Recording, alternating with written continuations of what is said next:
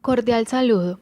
En compañía de Jacqueline Piedrahita, Verónica Tijerina, Elendi Yadeli y quien les habla, Jennifer Taza Urbano, en el siguiente video hablaremos sobre los antecedentes y referencias bibliográficas del Seminovi Vygotsky. Somos estudiantes de la Corporación Universitaria Minuto de Dios, Centro Regional Buga, y nos encontramos cursando quinto semestre de Psicología. Empecemos. Vygotsky fue un psicólogo soviético y en la actualidad se le conoce como el padre de la psicología histórico-cultural. También debemos mencionar que es considerado como una de las mentes más brillantes dentro de las áreas psicológicas. Por lo tanto, en el transcurso de este video hablaremos sobre su vida, sus inicios, su formación académica y el interés que presentaba Vygotsky en el arte, la psicología y la pedagogía, con el fin de lograr entender el pensamiento vygotskiano. Seminovi Vygotsky nació el 17 de noviembre de 1896 en Orza, Bielorrusia, en el seno de una familia judía. Vygotsky era el segundo de 8 hermanos, tenía una hermana mayor, 4 hermanas y 2 hermanos menores. Desde muy joven, Vygotsky mostró un gran interés por el arte y por la literatura. Esto es entendible cuando Vygotsky nace en el seno de una familia a la que le encantaba el arte y realizaba actividades relacionadas con ella. Por ejemplo, durante las tardes, la familia entera acostumbraba a reunirse para tomar el té y realizaban conversaciones sobre poesía, cine, teatro y las novelas que se encontraban en el momento. Dentro del círculo de amistades de Vygotsky también cabe mencionar que se encontraban novelistas, dramaturgos e incluso cineastas de la talla de Sergei Eisenstein. Todos estos elementos en la vida de Vygotsky fueron necesarios para emplear sus conocimientos artísticos como los elementos estructurantes dentro de su postura psicopedagógica. Vygotsky transcurrió su niñez y adolescencia en la ciudad de Gomel, ubicada también en Bielorrusia, lugar donde sus padres se trasladaron un año después de su nacimiento. El ambiente familiar de Vygotsky era muy afortunado. Por el lado materno, él recibía una atención esmerada que nunca estuvo exenta de cariño. Además, su madre era maestra y dominaba varios idiomas. Esta cualidad se hizo evidente en Vygotsky, quien hablaba ruso, inglés y alemán. Por el lado paterno, Vygotsky aprendió las ventajas de trabajar con disciplina. Entre los pocos inconvenientes que oscurecieron la felicidad familiar se encontraban los numerosos problemas asociados a la circunstancia de ser judíos.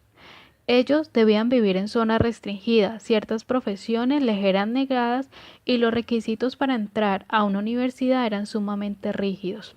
Por lo tanto, los padres de Vygotsky decidieron ponerlo durante varios años bajo la dirección de un tutor particular, Salomón Alfiz.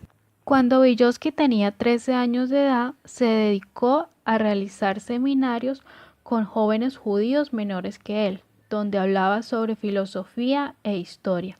Y estas manifestaciones fueron uno de los intereses que nunca abandonaría Vygotsky, la filosofía. Otro de los personajes influyentes en Vygotsky fue su primo David, quien aunque tenía muchos años mayor que él era un joven inquieto, pero ambos llegaron a compartir muchos gustos e intereses. Uno especial era la inclinación de ambos por la semiología y la lingüística.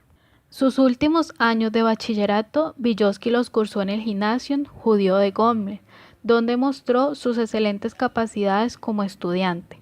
Vygotsky logró terminar sus estudios con honores y recibió en 1913 una medalla de oro por su gran desempeño.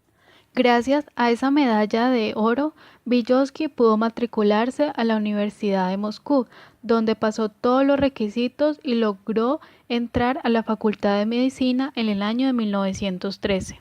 En su formación académica debemos mencionar que el ingreso a la Facultad de Medicina no fue una elección de Vygotsky, fue una decisión de sus padres, quienes consideraban que por el hecho de ser judíos, al estudiar medicina podrían ser respetados en la sociedad. Los intereses de Vygotsky estaban orientados a lo que eran las letras y el arte y presentaba una inclinación social y humanista. Es así como apenas transcurridos unos meses de su ingreso, Vygotsky se matricula en la Facultad de Derecho, que era lo más cercano a sus inquietudes. Por lo tanto, en 1917, Vygotsky se gradúa en leyes, pero hasta este momento no se conoce que Vygotsky haya ejercido esta profesión. Más adelante, Vygotsky había comenzado a asistir a algunas de las cátedras impartidas en la Universidad Popular de Chanyabasky. Es así como Vygotsky se dedica al estudio de aquello que más lo motivaba, como era la filosofía y la historia, y profundiza en el pensamiento de Spinoza, Hegel, Marx y Engels. Es importante mencionar que cuando Vygotsky finaliza los estudios en el año de 1917, coincidía con el movimiento revolucionario. Es así como Vygotsky simpatizó con el movimiento y se incorporó a él. Sin embargo, antes de morir, retomó sus estudios de medicina para comprender la organización neurológica de las funciones mentales superiores, las cuales ya había estudiado. Por lo tanto, Vygotsky enseñaba en las escuelas públicas, donde trabajaba con niños que tenían problemas de aprendizaje, retraso mental o incapacidades físicas como la ceguera. Para Vygotsky, el arte es concebido como una actividad que requiere de un aprendizaje y que puede limitarse simplemente a una habilidad técnica o que se puede ampliar hasta el punto de englobar la expresión de una visión particular de ver el mundo. Para este autor, el arte debería ser visto desde una perspectiva integral y entenderlo como una herramienta tanto de expresión emocional como de socialización. Se puede decir también que el propio Vygotsky afirmaba que en su opinión la idea central de la psicología del arte era superar ese plano material a través de la forma artística. ¿Qué quería decir con esto? Que el arte debía verse como una manifestación social del sentimiento. En cuanto a su trabajo dentro de la pedagogía y la psicología, se puede decir que para ese autor la enseñanza y la educación constituyen formas universales del desarrollo psíquico de la persona. Para Vygotsky las funciones superiores eran el resultado de la influencia de la cultura en el aprendizaje y el desarrollo del individuo. Y también manifestaba que estas solo se podían explicar desde su génesis, es decir, desde su historia sociocultural. Para Vygotsky el aprendizaje era producto de la educación formal e informal y que ésta era concebida en términos de interacción. Al mismo tiempo manifestaba que el objetivo pragmático esencial de la psicología era mejorar y perfeccionar la educación real en el individuo para que éste a sí mismo, por medio de ese aprendizaje, se perfeccionara en su interior. En cuanto a la integración del pensamiento de Vygotsky, este mencionaba que los procesos psicológicos superiores están mediados por los signos y símbolos que pueden ser arbitrarios o convencionales y que estos se incorporan al individuo desde las relaciones sociales. Estos signos y símbolos son herramientas que pueden ser diagramas, mapas, dibujos o la escritura. Inclusive el símbolo principal para Vygotsky era tomado desde el lenguaje. Para él el lenguaje era fundamental. El ámbito de la creación artística por Vygotsky. Como hemos podido ver desde sus inicios, ha tenido intereses profundos por las manifestaciones artísticas, dándole gran importancia a la pintura, el teatro, la poesía, la música y la narrativa. Primeramente se acercó a la literatura con propósitos lúdicos. Sus lecturas siempre le aportaron algunas enseñanzas menores o mayores sobre el comportamiento humano. En sí, su contacto con la literatura nació una preocupación de orden pedagógico y su interés fue más allá, lo que llegó a ser netamente psicológico. De la literatura a la pedagogía. Cuando Vygotsky tenía 20 años, realizó un ensayo profundo sobre el Hamlet de Shakespeare, obra en la que se pudo destacar el valor que Vygotsky le da a lo simbólico.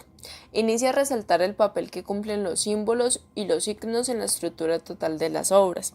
Lo que Vygotsky señalaba en sí era que cada obra descubre valores específicos, los cuales se le transmiten al lector por el manejo de ciertos símbolos socialmente reconocidos, tales como son la avaricia, la honestidad, el coraje, entre otros. Este interés por la correcta asimilación de los signos lingüísticos dentro de la literatura determinó una buena medida sobre su atención en el campo de la semiótica, y Esta medida fue la que más tarde incorpora sus estudios sobre la conciencia en la pedagogía. Cabe resaltar que este mismo interés por lo simbólico desemboca posteriormente una idea central del esquema vygotsiano sobre los signos como argumentos de la psique. De la literatura al problema de conciencia. Vygotsky siempre se intrigó por lo relativo y lo creativo. Se hacía preguntas como ¿con qué factores relaciona el ámbito relativo? ¿Cómo y dónde surgen las ideas? Esto nos muestra primeramente que él no solo leía sus historias, sus obras y ya, sino que él se las gozaba y se intrigaba por ellas. Él pudo resolver algunas de sus preguntas y su preocupación por revelar los procesos que pasaban en la conciencia, a lo que determinó que el problema no consistía solo en una obra estética, sino en tratar de determinar los procesos mentales del artista. Expone que esto no significa que el artista sea un ser excepcional a la humanidad por tener procesos mentales creativos, no, por el contrario. Como fiel seguidor de Marx, señala que la conciencia humana se determina por el ser como ser social y lo expone en uno de sus libros como es Psicología del Arte. Marco de la filosofía marxista. Desde antes de Vygotsky graduarse de la Universidad de Moscú, se mantuvo en la línea de pensamiento marxista e hizo suya la máxima de Marx, que señala que la conciencia humana se determina por el ser social, que era lo que hablábamos anteriormente. Para Vygotsky, el conjugar la psicología con el marxismo era una tarea natural y necesaria. Desde sus inicios trató de anclar los principios psicológicos a tesis marxistas. Campo de la pedagogía. Además del interés específico de Vygotsky por el desarrollo cognitivo de las personas con problemas de aprendizaje o con desventajas y de los analfabetos, Vygotsky también se interesó profundamente en otros aspectos más generales referentes a la educación o a la pedagogía. Vygotsky estaba interesado por el propósito vertebral de mejorar y optimizar el desarrollo intelectual de los niños. Fue así como tuvo el importante anuncio de la zona del desarrollo próximo. Vygotsky hacía referencia a las capacidades potenciales del niño, susceptibles de desarrollarse si éste interactúa con niños más capaces o con adultos. Vygotsky anticipó importantes posibilidades prácticas en este concepto, tanto en el campo de la psicología como en el de la pedagogía. Gracias a su aporte podría tomarse en consideración no solo los ciclos y procesos de maduración que ya se han completado, sino también aquellos que se encuentran en formación, que están comenzando a madurar y a desarrollarse. Problemas psicológicos. Es aquí donde resultan evidentes las inquietudes psicológicas de Vygotsky, ya que éstas aparecen y trasminan todos los tópicos antes descritos. Pero son estos aspectos específicos de su postura psicológica los que resultan de mayor trascendencia, ya que en estos se condensan todos sus intereses. Vygotsky solamente se comprometió en el campo de la psicología durante los últimos 10 años de su vida. Este logró consolidar en este corto periodo muchas de sus ideas. Los tópicos que describimos en los 3 apartados previos solo pueden entenderse con probidad si se analizan con base en sus interrelaciones. Estos intereses se comenzaron a entreverar precisamente cuando Vygotsky se enteró a la tarea de tejer el urdimbre de su pensamiento psicológico durante la fase crepuscular de su vida. Así entonces, las relaciones entre mente y cultura, y más en concreto, el empleo de símbolos como el utensilio esencial de la primera, constituyen el eje problematizante de sus ideas psicológicas. Como hemos podido observar en el transcurso del tema tratado, esta teoría se incluye dentro de las teorías sociales del aprendizaje por su énfasis en el contexto social.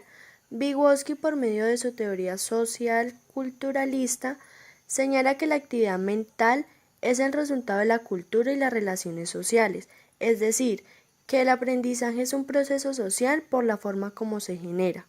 Muchas gracias.